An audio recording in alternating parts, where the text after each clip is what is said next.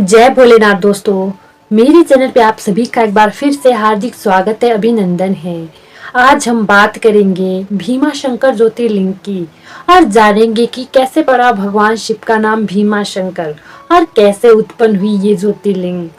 तो सबसे पहले जानते हैं ये कि ये शिवलिंग है कहाँ। भीमा शंकर ज्योतिर्लिंग महाराष्ट्र के पुणे से लगभग 110 किलोमीटर दूर सह्याद्री नामक पर्वत पर स्थित है। इस ज्योतिर्लिंग को मोटेश्वर महादेव भी कहा जाता है क्योंकि यहाँ का शिवलिंग बहुत ज्यादा मोटा है। तो अब जानते हैं भीमा शंकर की कथा को।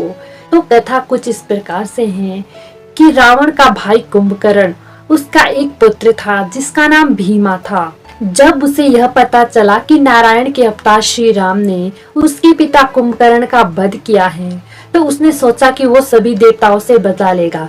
इसीलिए उसने ब्रह्मदेव जी की कठोर आराधना की और उनसे विजय होने का आशीर्वाद मांगा।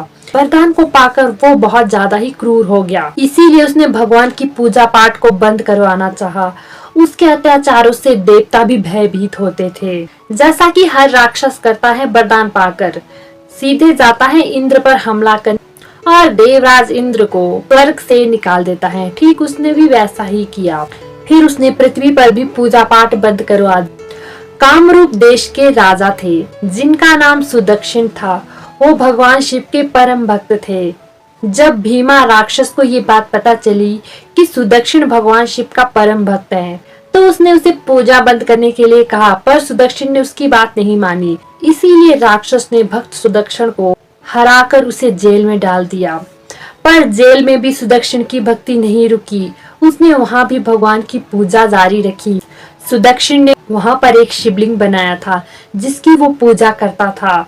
जब यह बात राक्षस भीम को पता चली तो वो बहुत क्रोधित होकर सुदक्षिण के पास गया और अपनी तलवार से उसने शिवलिंग को तोड़ने का प्रयास किया। पर जैसे ही उसने शिवलिंग पर वार किया, उससे भगवान महाकाल प्रकट हुए और राक्षस को उन्होंने हुंकार मात्र से ही मार डाला और अपने भक्त की रक्षा की। तब सभी देवी देवताओं ने और सुदक्षिण ने भगवान शिव से प्रार्थना की कि वो यहीं बस जाए।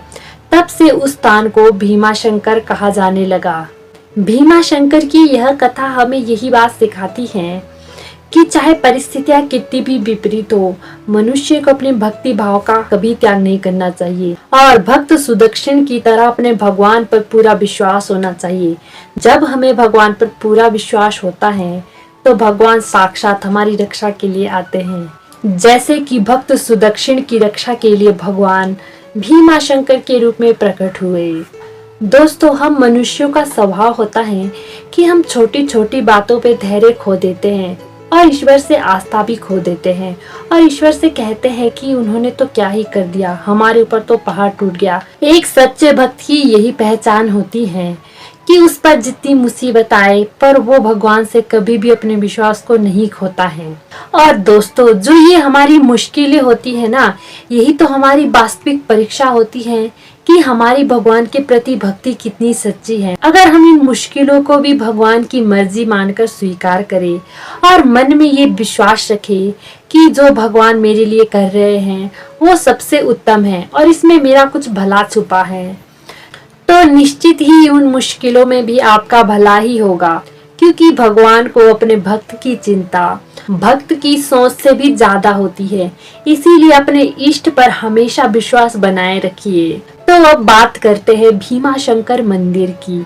ये मंदिर प्राचीन और नवीन संरचनाओं का मिश्रण है। मुख्य रूप से यह नागर शैली में बना हुआ बहुत सुंदर मंदिर है। मंदिर में एक बहुत बड़ा घंटा है जो कि इस मंदिर की एक मुख्य विशेषता है। प्राकृतिक सुंदरता से भरा हुआ भीमा शंकर का यह मंदिर सबको अपनी ओर आकर्षित करता है। भीमा शंकर मंदिर के पास में ही माँ पार्वती का भी एक मंदिर बना हुआ है जिसे कमलजा मंदिर कहा जाता है, जहाँ पर श्रद्धालुओं की भीड़ बनी रहती है। मंदिर के साथ में ही भीमा नामक नदी भी बहती है जो कि आगे जाकर कृष्णा नदी से मिलती है। तो आप जब भी भीमा शंकर मंदिर में जाइएगा तो वहाँ पर भक्त सुदक्षिण की भक्ति को महसूस करने का प्रयास कीजिएगा और ये भी महसूस करने का प्रयास कीजिएगा कि कि एक भक्त की भक्ति में कितनी शक्ति होती है और उस भक्त की क्या श्रद्धा रही होगी जिसके लिए साक्षात भगवान शिव आ गए उसे बचाने के लिए। मेरी बातों को बड़े ध्यान से सुनने के लिए धन्यवाद। अगर यह वीडियो आपको अच्छी लगी हो तो वीडियो को लाइक, कमेंट और शेयर करना ना भूलिएगा और ऐसी ही और वीडियो देखने के लिए चैनल को सब्सक्राइब कर दीजिएगा। मिलते हैं अगली वीडियो में, तब तक के लिए खुश रहिए, खुशियाँ बांटिए, अच्छे कर्म कीजिए और ईश्वर का नाम लीजिए। जय भोलेनाथ।